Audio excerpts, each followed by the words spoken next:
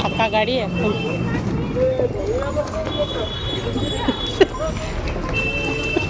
ধুলা ধুলা ধুলা। ওটো ওটো ওটো ওটো ওটো, কতক্ষণ তো যায় না।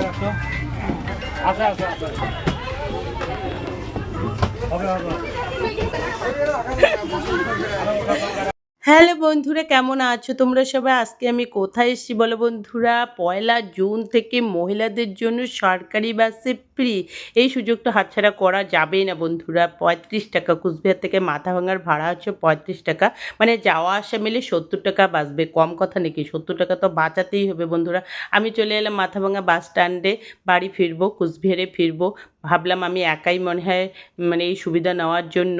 পরে দেখি অনেক মহিলারা সবাই আজকে বাসে মানে ফ্রিতে আসবে।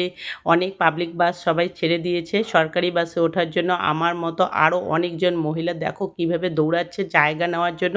আমিও ওদের সঙ্গে পাল্লা দিয়ে দৌড়ে গিয়ে জায়গা দখল করার জন্য আমিও উঠলাম।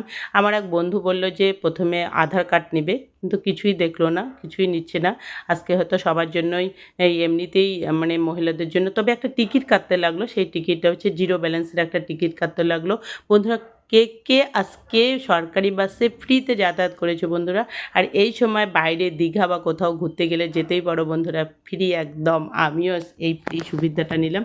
দেখো একটা জিরো ব্যালেন্সের টিকিট কিন্তু কাটতে লেগেছে।